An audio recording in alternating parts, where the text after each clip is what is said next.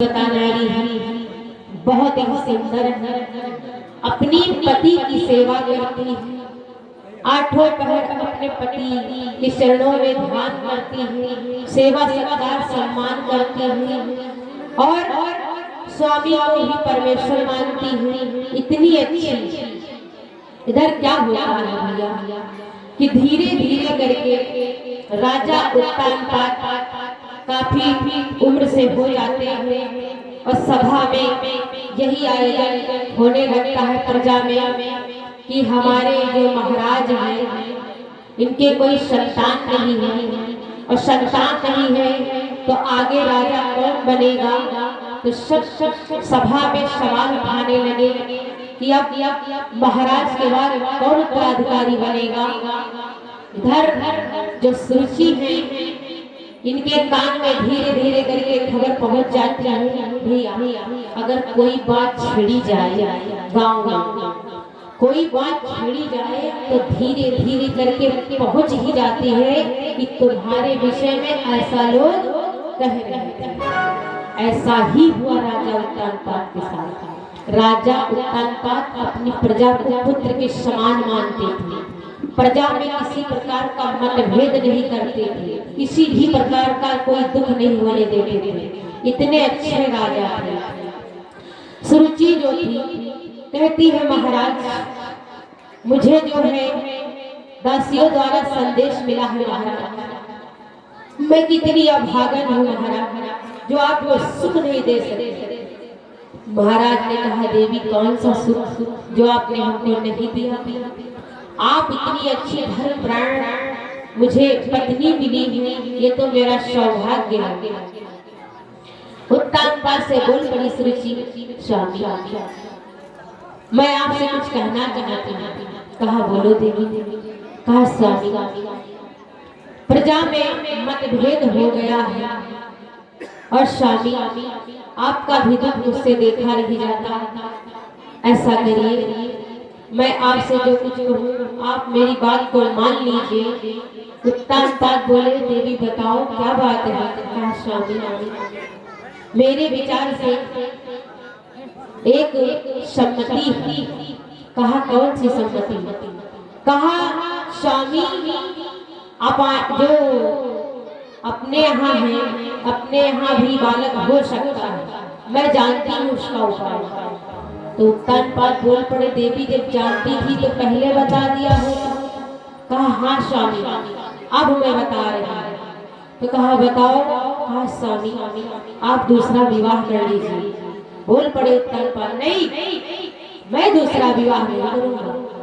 कहा नहीं स्वामी मेरे कारण आपको संतान नहीं प्राप्त हुई क्योंकि मैं अभागन हूँ, मैं आपको संतान सुख नहीं दे सके। तो स्वामी ऐसा करिए आप दूसरा विवाह कर लीजिए। उत्तानपाद बहुत मना करते हैं, फिर भी ज्यादा कहने पर कहते हैं उत्तानपाद देवी मैं विवाह तो कर लूंगा आपके कहने से, लेकिन सुनो देवी सौत ही बहुत ही गलत चीज होती है क्योंकि सौत का डाल बहुत खराब होता है। देवी को तुम कैसे बर्दाश्त कर पाओगी। कहा स्वामी मैं दासी बन के रह लूंगी पर आपको कोई उत्तराधिकारी तो मिल जाएगा। स्वामी मैं आपकी पत्नी हूँ, आप जिस हाल में रखेंगे मैं रहने के लिए तैयार हूँ। फिर उत्तानपाद ने कहा देवी जब सौत आ जाती है तो इसका डाल बहुत ही बुरा होता है। ऐसा करिए देवी मेरा कहना मानिए, ये सब छोड़ दीजिए। होगी संतान तो होगी नहीं कोई बात नहीं। कहा महाराज अपने लिए मत सोचिए, अपने पूर्वजों के विषय में सोचिए, अपनी प्रजा के विषय में सोचिए क्योंकि ये जो प्रजा कह रही है इसको कौन समझाएगा। उत्तानपाद बेचारे कहने में आ गए। कहा ठीक है देवी आप नहीं मानती हो तो ठीक है मैं दूसरा विवाह कर लूंगा। बहुत समझाया तो मान गए, उत्तानपाद मान गए। तो कहा ठीक है देवी मैं विवाह के लिए राजी।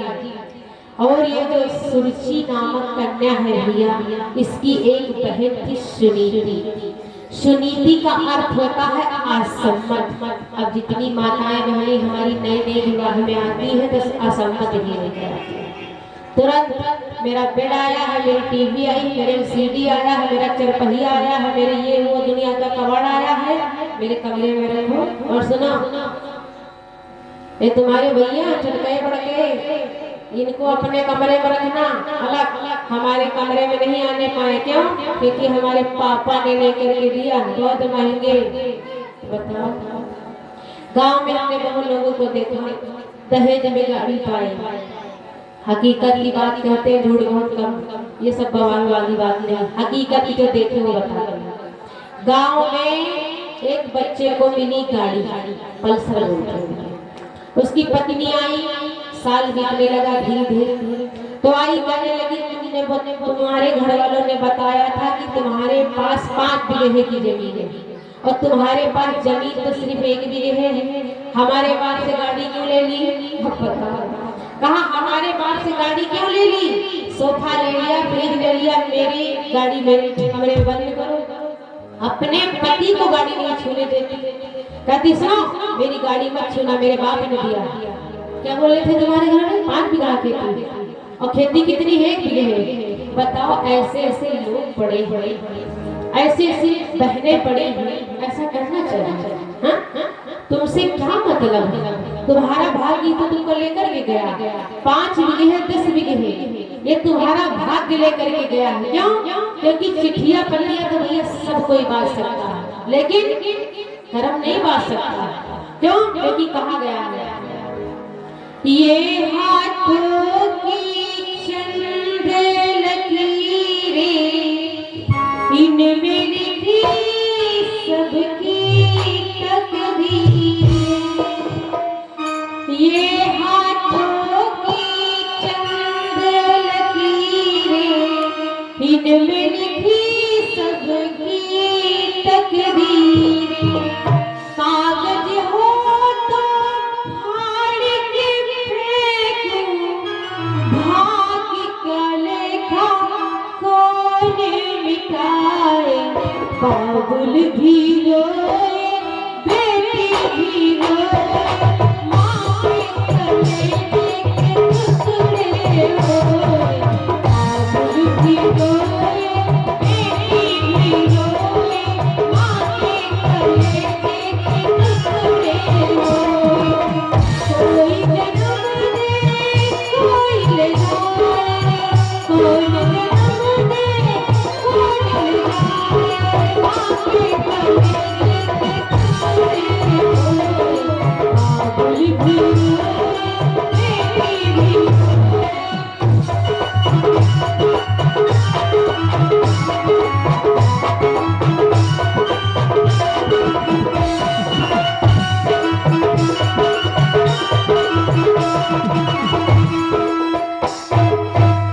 तो भैया ये हाथ की लकीरें, इनमें चंद लकीरें तो बनी है, लेकिन इसमें सब कुछ ब्रह्मा जी ने लिख दिया।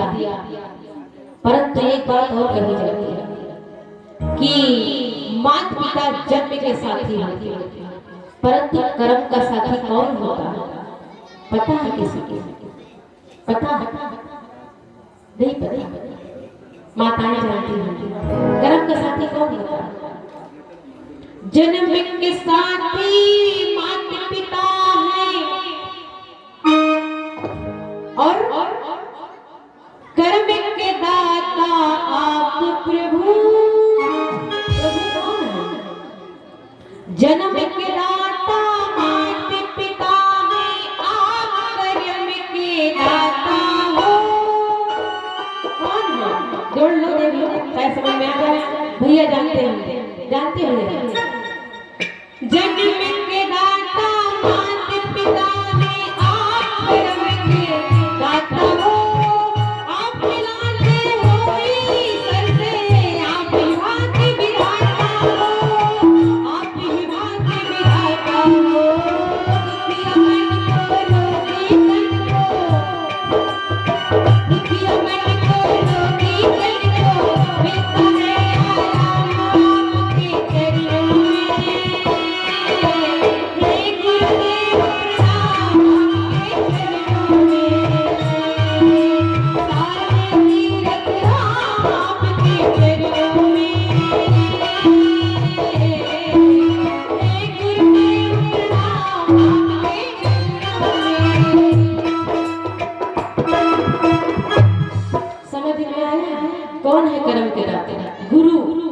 क्योंकि जिसका गुरु होता है,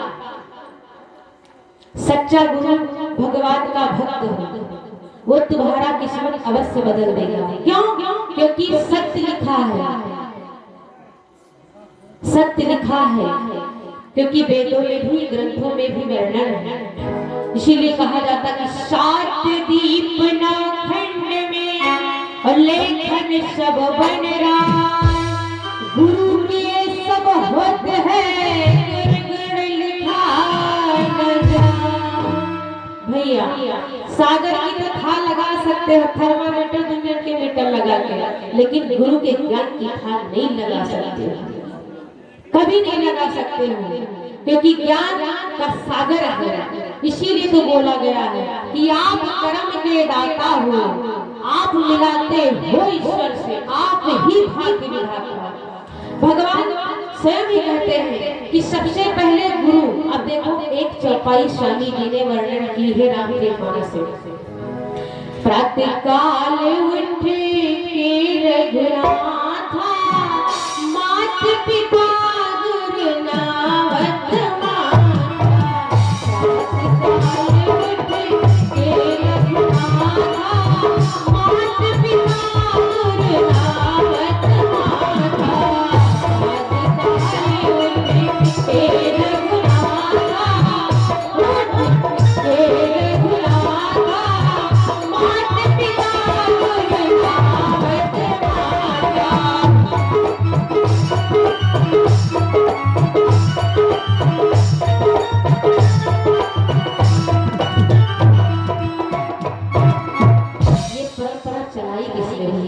भगवान ने चलाई कि नहीं चलाई? गुरु किसने किया? वो तो ब्रह्म है, उनको क्या आवश्यकता, परंतु उन्होंने ही, उनके गुरु कौन है? कुलगुरु वशिष्ठ, कुलगुरु वशिष्ठ और विश्वामित्र भी उनके गुरु हैं, क्योंकि अस्त्र शस्त्र विद्या उन्होंने दी। तो 2 गुरु इधर कृष्णा अवतार में है गुरु गर्गाचार्य और सांडिल्य है। किसके? भगवान कन्हैया बलराम के। देखो आए हैं हंस अवतार से, कन्हैया के हैं सांडिल्य गुरुदेव और बलराम के हैं गर्गाचार्य, और इधर गुरु है वशिष्ठ, कुल गुरु हैं राम भगवान के, और शस्त्र विद्या सिखाई है विश्वामित्र जी ने। तो डबल डबल गुरु है कि नहीं? राम लखन 4 भैया हैं, राम लखन भरत शत्रुघ्न, और इधर कृष्ण और बलराम, राधा और श्याम। 4 अंश से आए हैं भगवान, 4 से नीचे नहीं आते हैं, साथ में बॉडीगार्ड जरूर ले आते हैं। बोलिए शंकर भगवान की जय हो। वैसे एक बात कहें, जो जुड़वा होता है वो भी हंसा होता है माना जाएगा। हम भी जुड़वा आए हैं सच में जुड़वा आए हैं। एक भाई मेरा है छोटा, मुझसे सिर्फ 1 घंटा, तो अंशा अवतार ही मान लीजिए कि आए हैं, साथ में आए हैं, बॉडीगार्ड भेजा गया। बोले सच्चिदानंद सरकार की जय। कभी कभी मिलाते हैं, कभी कभी छोड़ देते, कहिए क्या है? हाँ अभी तो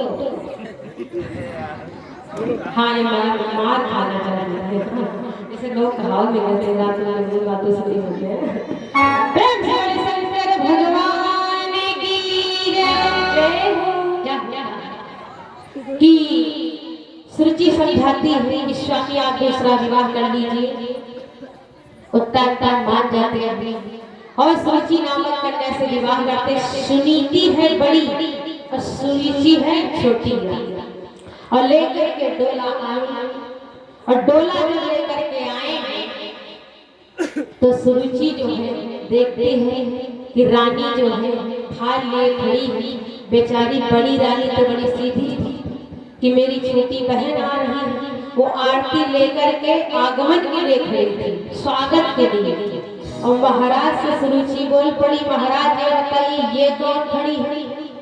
कहा है मेरी बड़ी रानी सुनीति। कहा तुम्हारी रानी है? कहा हाँ है। तो कहा कि तुम्हारी रानी है तो हमें क्या भाड़ में झोंकने के लाए हो? अब बेचारी सुनीति के कहने पर विवाह के लिए राजी हुए थे, चुपचाप नीचे उड़ी गई। और जो सुरुचि थी भैया आंख दिए सुंदर, बहुत ज्यादा सुंदर।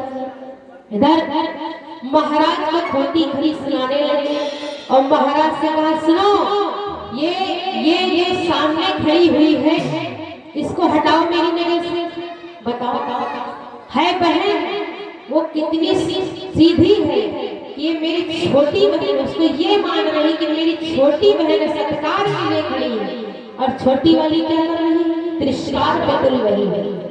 कहा, सुनो मेरा डोला अभी किसी वक्त बिहार पहुंचा दो, या फिर इसको यहाँ से हटाओ, मेरी नजर के सामने से इस कांटे को हटाओ। महाराज बेचारे सीधे खड़े। कहा, महाराज आपको अगर मंजूर हो तो इसको हटाओ, अन्यथा मेरा डोला इसी वक्त वापस कर दो। तुम्हारी जो एक रानी थी तो क्यों मुझे लेकर के आए, भाड़ में हमें लेकर लाए हो। महाराज बेचारे शर्मिंदे कुछ बोल नहीं रहे हैं। बोल पड़ी सुनीति, नहीं बहन आ तू आ, मैं तो तेरे लिए आरती लेकर के आई थी। बहन ये तेरा घर है, मैं तो दासी थी। अब देखो भैया थी महारानी और क्या बोल रही है कि मेरे स्वामी डालने जा रहे हैं। पतिव्रता जो स्त्री होती है उसके अंदर एक समझ होती है भैया कि पति का अपमान न होने पाए, पति का अपमान न होने पाए, अपना अपमान हो जाता है तो हो जाने दो। जो अच्छी नारियां होती हैं वो अपनी पति की निंदा नहीं सीखती, और पति के विषय में कोई खोटी खड़ी कहता बस मुझे कह लीजिए और उन्हें मत कहिए। यही कहती सत्यवती नारियां, ये गुण है अच्छी नारियां की। तो बोल पड़ी सुनीति, ऐसा है बहन तू स्वामी तो कुछ मत कह, मैं तो दासी हूँ, मैं दासी हूँ। हाँ ये तेरा महल है, मैं तेरे बच्चे का लालन पालन करूंगा, मैं दासी की तरह रहूंगा, तू महारानी बन के रहेगा। बोल पड़ी सुरुचि, तू दासी है और तू मेरे बच्चे का लालन पालन करेगी, तू तो डायन है। अब बताओ कितनी खोटी कह रही है, तू तो डायन है, हट जा मेरी निगाह के सामने से। तुझे मैं अपना बच्चा नहीं दूंगी। क्यों? क्योंकि हो सकता है तुझे बच्चा ही नहीं हुआ, जिसके कारण तू मेरे बच्चे को जहर देकर के मार न डाले। सोचो कितना खोटी सुना, वो कितनी सीधी स्वभाव की होती है भैया। कहते हैं कि पत्नी प्रथम पत्नी होती है, बाकी आप लोग समझदार है ना। पत्नी प्रथम पत्नी होती है, बाकी तो पत्नी नहीं होती। पत्नी अगर दूसरी है तो पत्नी नहीं है।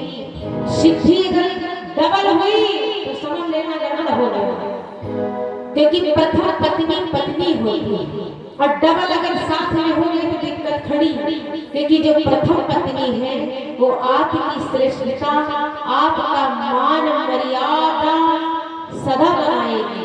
लेकिन अगर दूसरी आ गई तो जान लेना कि सुरुचि आ गई। और हम तो देखते हैं डबल की रिवाज छोड़ो, अब तो सिंगल ही सुरुचि आ रही सबके घर में, सबके घर सुरुचि आ रही है।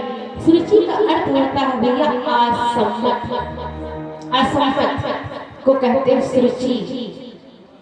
जो असम्मति का ज्ञान दे उसको कहते हैं सुरुचि, और जो सम्मति का ज्ञान दे उसे कहते हैं सुनीति। अब देखो है तो संबंधित ना, लेकिन थोड़ी इसलिए रूल लगा है, इसमें चला सुरुचि और सुनीति, इतनी सीधी सुनीति है बेचारी। कहने लगी ऐसा बहन तुम महाराज को कुछ कर, और रोने लगी सुनीति, रोने लगी। कहा स्वामी ये सत्य कह रही है। वो कहा बहन वो भी सत्य कह रही है, तो जो कुछ कह रही है सब सत्य कह रही है। महाराज डांटना चाहते हैं तो सुनीति बोल पड़ती है, स्वामी आप कुछ मत बोलो, बस नहीं दीजिए। ये मेरा दुर्भाग्य है जो मैं सुन रही हूँ, मेरा दुर्भाग्य है जो मैं सुन रही हूँ। क्यों? क्योंकि अगर मेरा भाग्य होता तो मेरे घर लल्ला होता, और लाल अगर होता तो क्या ये आज आती? नहीं आती, और नहीं आती तो आज मुझे कोटी खरी नहीं सुनाती। तो कहने लगी सुरुचि, सुनीति कहती है कि बहन तू अंदर जा, ये तेरा ही महल है, मैं दासी हूँ, मैं कहीं कोने में पड़ी रही। बोल पड़ी सुरुचि, सुनो कोने में नहीं महाराज, इसी वक्त इसको घर से बाहर निकालो, और सुनो इसको डंडे दे दो और जाकर के खेत में रखवाली करी। बेचारी को खेत में छप्पर रखवा दिया गया, कहा जाओ और जाकर के खेत की रखवाली करो, और जाकर के उसको 1 किलो आटा जौ दिया जाता था, वही जौ जाओ पीस के खाओ। बेचारी चली गई, खेत में रहते क्या हुआ भैया, धीरे धीरे करके जो समय बीतता गया, इधर टान जो राजा शिकार के लिए जाते हैं, और शिकार के लिए जब जाते हैं भैया तो क्या होता है कि इधर जो है संध्या हो जाती है। संध्या जब हो जाती है तो ये जो सुरुचि आई है, सुरुचि, इसने कह रखा था यदि देर हो गई तो मैं फाटक बंद कर लूंगी, जाओ जहाँ मरना मरो। यही तो आजकल कह रहे हैं जहाँ मरना मरो, अगर जल्दी नहीं आती जाओ, खाना पानी कुछ नहीं। जय राम इतनी जल्दी करती भी जय राम ऐसा बोल देती है। तो महाराज जब आए शिकार से, संध्या हो गई, और जैसे देख रही है सुरुचि कि महाराज आ रहे हैं, और जैसे देखा महाराज वहां पर है, फाटक बंद कर लिया। जब फाटक बंद हो गया तो महाराज ने सोचा अब तो भोजन पानी कुछ मिलेगा नहीं। जब फाटक बंद हुआ भैया तो इनको अपनी पत्नी सुनीति की याद आई कि मेरी पत्नी इतनी अच्छी थी, इतनी धर्म प्राण नारी थी मेरी पत्नी, आज याद कर रहे हैं राजा और रो रहे हैं, और रो रहे कि बताओ मेरी पत्नी ने कभी ऐसा तिरस्कार मेरा नहीं किया। और जब मैं देर से शिकार से आता था तो 2 बज जाते रात्रि के, पहर हो जाता, जिसको बोलते हैं 4 पहर हो जाता, तब भी मेरी पत्नी मेरी ही राह देखती थी। कौन? सुनीति। और सुनीति को याद कर रहे हैं और रोने लगे, और याद करते करते सीधा चले गए जहाँ पर झोपड़ी रखी गई, चले गए तो वहां पर जो है जो सुनीति मैया, इन्होंने एक दीपक जला रखा था भैया। वहां पर तो लाइट की व्यवस्था थी पहले, और यहाँ पर सिर्फ एक तेल का दीपक जल रहा था। तो धीरे धीरे करके रोशनी के सहारे महाराज पहुंच गए, और घास फूस का बिस्तर था, किसका? सुनीति का। वहां कोई बिस्तर की व्यवस्था नहीं। सुनीति ने देखा तो कहा कौन? कहा सुनीति मैं। कहा महाराज आप उल्टे कैसे आ गए? रोने लगे। कहा देवी मैं गया था महल, और जब मैं महल को गया तो सुरुचि ने मुझे देख करके किवाड़ बंद कर लिया। फिर मुझे तुम्हारी याद आई। हाँ महाराज आज आपको तुम्हारी याद आई है? हाँ सुनीति। सुनीति इतनी संस्कारी ले करके पानी आई भैया, थाल नहीं थी वहां पर, पत्ते में पानी ले करके आई और अपने पति के चरण धोए, और दोने में जल ले करके आई। कहा स्वामी ये लो ग्रहण करो। स्वामी आप तो व्यंजन खाने वाले, सोने के लोटे में, चांदी के लोटे में जल पीने वाले, स्वामी हमारे पास तो सिर्फ पत्ते का दोना है। महाराज बड़े प्रेम से पानी पीते हैं, कहते हैं देवी वो सोने का लोटा व्यर्थ है, वो चांदी का लोटा व्यर्थ है, इसमें इतना प्रेम है देवी। आज मैं इस जल को ग्रहण करके तृप्त हो गया। और सुनीति ने कहा महाराज बैठिए, घास के बिस्तर पे बिठा दिया। कहा महाराज बैठो। कहा महाराज हमारे यहाँ कोई पलंग नहीं है, महाराज हमारे पास कोई गद्दे की व्यवस्था नहीं है, महाराज हमारे पास कोई सोफा नहीं है, महाराज ने कहा देवी ये घास का बिस्तर बहुत सुकून दे रहा है। कहा देवी मुझे बहुत तेजी से भूख लगी है, मुझे भोजन दे दे। सुनीति बहुत परेशानी, मैंने 2 रोटी बनाई थी क्योंकि 1 किलो ही आटा मिलता था। मैंने 2 रोटी बनाई थी जो मैंने एक खा ली हुई और एक रखी हुई। तो महाराज आप तो व्यंजन खाने वाले 16 प्रकार की, महाराज ये सूखी जौ की रोटी नमक भी नहीं। महाराज ने कहा देवी मुझे दे दो। महाराज को दिया रोटी और महाराज बड़े प्रेम से खा रहे हैं और खाते खाते रो भी रहे हैं, पानी पी रहे हैं और रो भी रहे हैं। कहा सुनीति तू कैसे खा लेती, तू कैसे रह लेती।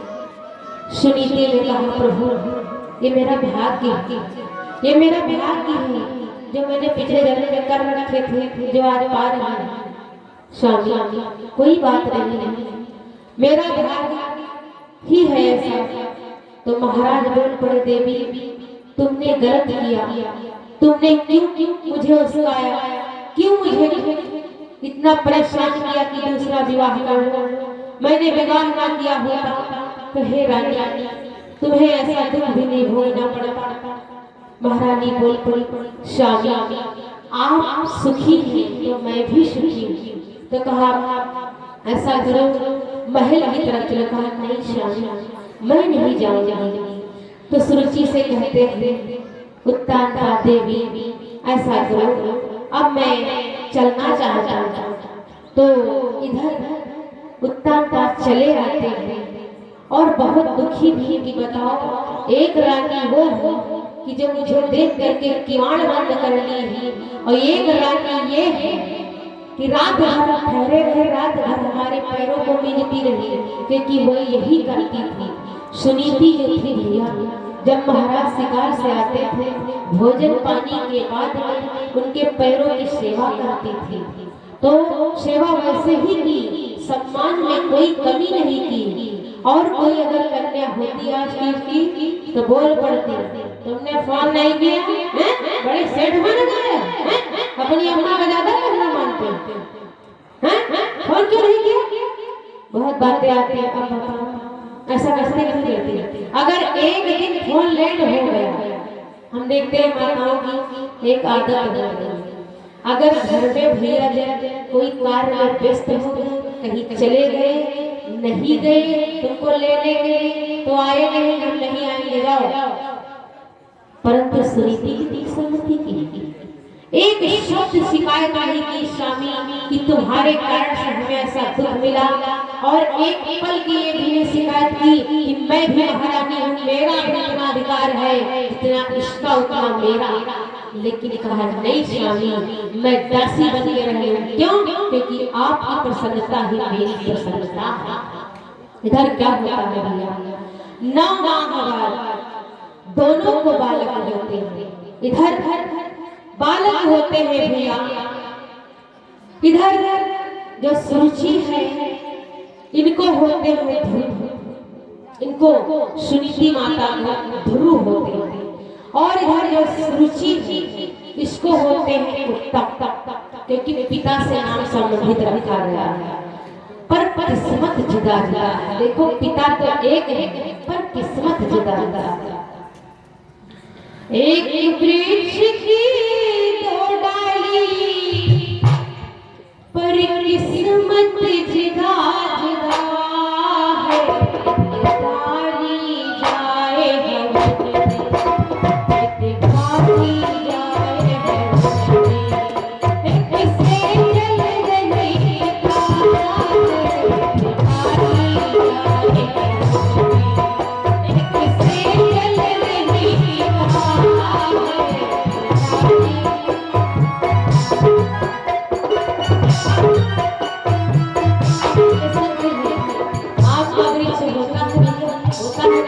देखो एक डाली कहाँ जा रही है, पेड़ पे 2 डाली, एक होम में लकड़ी लग रही है, एक शिका में। एक वृक्ष की 2 डाली पर किस्मत जुदा जुदा है। डाली जाए एक डाली जाए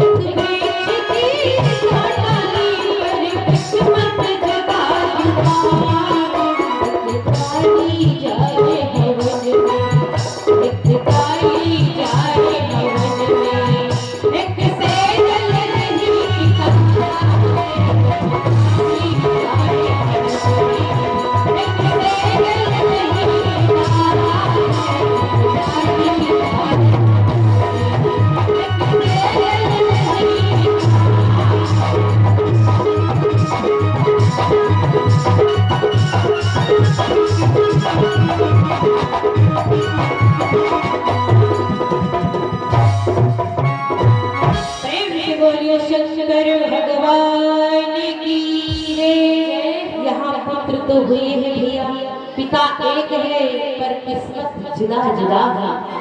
देखो वो राजा के महल में पैदा हुआ है कौन? उत्तम। वो सोने के पलने पर लेटा है। इधर राजा का ही बेटा है कौन?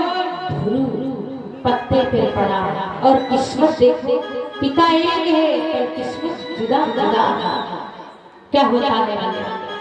इधर उत्तम जो है इसका लालन पालन अच्छे से हो रहा है, और इधर जो मैया और सुनीति ये अपने बच्चे का पालन तो कर रही है, लेकिन यही सिखा रही है, यही शिक्षा दे रहे हैं। भगवान हरि नारायण की कथा कहती है, देव ऋषि नारद के विषय में कहती है, भगवान राम की चर्चा करती हैं, संकीर्तन ही सिखाती हैं कि बेटे भगवान सबसे बड़े होते हैं, उनसे बड़ा कोई नहीं संसार में। इधर जौ की रोटी उनको भी देती है, किसको? ध्रुव को भी देती है। छोटे से नन्हे से ध्रुव है, उनको जो बिचारी को मिलता था जौ 1 किलो, वही बिचारी अपने बच्चे का पालन करती है और खेत में डंडी हिलाती है कि कौवे नहीं आने पाए। क्यों? क्योंकि सुरुचि ने नियम लगा रखा था कि एक भी चिड़ी आने न पाए, दाने खाने न पाए।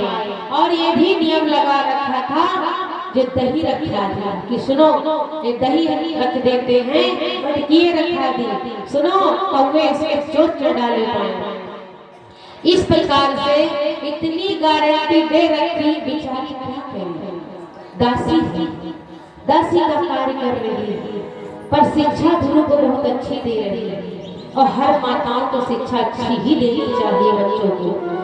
मैया जी की तरफ से प्रसादी व गुप्त दान भगवान के श्री चरणों में भगवान सुखी संपन्न बनाए रखे। प्रेम से बोले शंकर भगवान की। और कुछ माताएं जो व्यास पर जो दान करके गए हैं गुप्त, भगवान भोलेनाथ धन से भरपूर सुखी संपन्न बनाए रखे। प्रेम से बोले शंकर भगवान की जय हो। इधर धीरे धीरे करके उत्तम और ध्रुव दोनों बड़े होते, 3-3 साल के हो जाते हैं। तो धीरे धीरे जब बड़े हो जाते हैं तो उत्तम खेत की तरफ जाने लगते हैं। जब खेत की तरफ जाते हैं तो बच्चे बच्चों में मेल हो जाता है।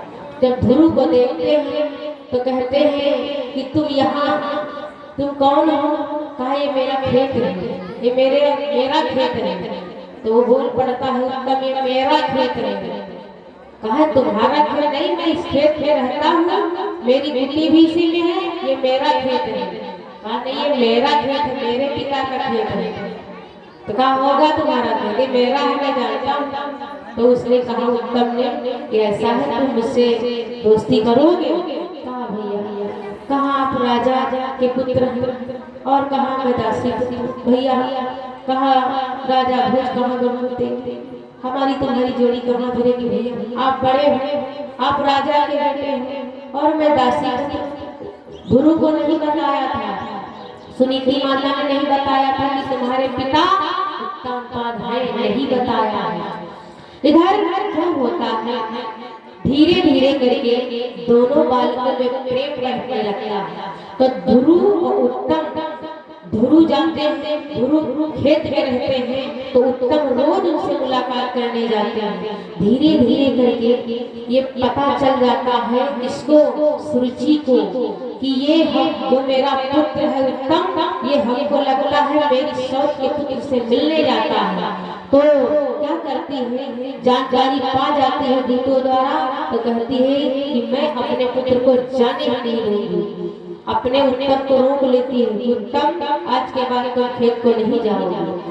तो उत्तम ने कहा क्यों? कहा नहीं बस जाना नहीं, इतना जाना बस। और वो जानती थी कि वो मेरी सौत है, क्योंकि किसी ने फेंक रखा है। इधर क्या हुआ, इधर ध्रुव सोच रहे हैं कि आज उत्तम नहीं आए हैं तो ध्रुव ही चले आते हैं। जब आए तो बालकों में भैया कहा जाए, और बालक जब दोनों आए तो कंगन जोड़ ले, और मित्र तुम ठीक हो? कहा हाँ मित्र मैं ठीक हूँ। तो कहा तुम? कहा हम भी ठीक हैं, लेकिन तुम्हारे बिना हमारा मन नहीं लग रहा था, तुम आए क्यों नहीं? कहा क्या करूं, माँ ने रोक लिया कि तुमको वहाँ नहीं जाना। कहा माँ ने रोक लिया? कहा हाँ मेरी माँ ने कहा तुमको खेत को नहीं जाना है।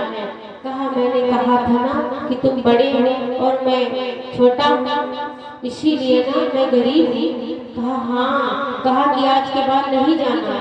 तो कहा ठीक है। और दोनों बाल आपस में बात करने लगे और खेलने लगे। और इधर जो ये है उत्तमपाद बैठे हुए थे सिंहासन पर, ये नहीं चिन्ह पा रहे कि मेरा पुत्र है। आए और ये जो उत्तम है, उत्तम कंगन पकड़ के लेकर के गया हाथ और सीधा अपने पिता के पास गया। जब गया तो उत्तम को गोदी में बिठाने से पहले इन्होंने क्या किया, ध्रुव को गोदी में ले लिया। जब ध्रुव को गोदी में ले लिया, दादाजी की तरफ से 10 मुद्रा दान भगवान के श्री चरणों में, भगवान राधा से मनुष्य की वह संपन्न बनाए रखे। एक माता जी जो प्रसादी व दान लेकर के गई है, माता रानी उनका भंडार भर रखे। प्रेम से बोले शंकर भगवान की जय। उत्तम और ध्रुव उत्तम उंगली पकड़ लेता है महाराज की बैठे सिंहासन पर और जाकर के ध्रुव गोदी में बैठ जाता है। और ये सुरुचि देख जाती है, आती है तो देखती है कि मेरी शौच का पुत्र इनकी गोदी में और मेरा बेटा ऊपर खड़ा हुआ है। क्या करती है, आकर के देखो महाराज कहाँ से बदल कर दी, कोई समझ में नहीं आवा तुम्हें। अच्छा तो हमारा गला ले लेंगे क्या? महाराज